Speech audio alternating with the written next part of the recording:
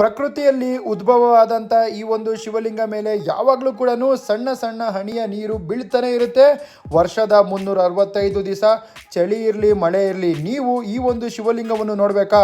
ಯಾನ ಕೇವ್ಸ್ ಭೈರವೇಶ್ವರ ಶಿಖರಕ್ಕೆ ಬಂದ್ಬಿಡಿ. ಇವತ್ತು ನಾನು ಉದ್ಭವವಾದಂಥ ಶಿವಲಿಂಗವನ್ನು ನೋಡೋದಕ್ಕೆ ಹೋಗ್ತಾ ಇದ್ದೀನಿ. ಭಸ್ಮಾಸುರ ಭಸ್ಮ ಆದಂಥ ಜಾಗ ಭೈರವೇಶ್ವರ ಶಿಖರ ಕೆಳಗಡೆ ಉದ್ಭವ ಆಗಿರುವ ಶಿವಲಿಂಗವಿದೆ. ಯಾವಾಗಲೂ ಕೂಡ ನೀರು ಬರ್ತಾನೆ ಇರುತ್ತೆ. ಭೈರವೇಶ್ವರ ಶಿಖರ ಅಂದ್ರೆ ಶಿವನ ಶಿಖರ ಅಂತ, ಭೈರವೇಶ್ವರ ಅಂದ್ರೆ ನಮ್ಮ ಲಾರ್ಡ್ ಶಿವ.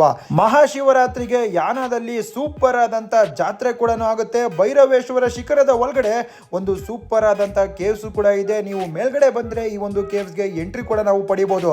ಎಂಟ್ರಿ ಫೀಸ್ ಕೂಡ ಇದೆ. ಇದೀಗ ನಾನು ಯಾನ ಕೇವ್ಸ್ ಒಳಗಡೆ ಎಂಟ್ರಿ ಕೊಡ್ತಾ ಇದ್ದೀನಿ. ನೋಡಬಹುದು ಕೇವ್ಸ್ ಎಷ್ಟು ದೊಡ್ಡದಾಗಿದೆ ಅಂತ. ಕೆಳಗಡೆ ಬೇಸ್ಮೆಂಟ್ ಚಿಕ್ಕದು, ಮೇಲ್ಗಡೆ ಹೋಗ್ತಾ ಹೋಗ್ತಾ ಕೇವ್ಸ್ ತುಂಬಾ ದೊಡ್ಡದಾಗಿದೆ.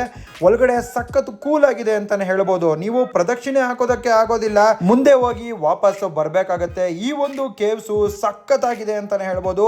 ನಮ್ಮ ಕರ್ನಾಟಕದ ವರ್ಲ್ಡ್ ಫೇಮಸ್ ಯಾನ ಕೇವ್ಸ್ ಗುರು. ನೀವು ಕೂಡ ಯಾನ ಕೇವ್ಸ್ಗೆ ಬನ್ನಿ, ನಿಮಗೆ ಪಕ್ಕ ಇಷ್ಟ ಆಗುತ್ತೆ. ನೀವು ಟ್ರೆಕ್ಕಿಂಗ್ ಕೂಡ ಮಾಡಬಹುದು, ಹಾಗೆ ಕೇವ್ಸ್ ಹೇಗಿದೆ ಅಂತ ನೋಡ್ಲೂಬಹುದು. ಇದು ನಮ್ಮ ಯಾನ ಕೇವ್ಸ್ ವಿಡಿಯೋ ಗುರು. ಈ ಒಂದು ವಿಡಿಯೋ ಇಷ್ಟ ಆಗಿದ್ರೆ ಲೈಕ್ ಮಾಡಿ.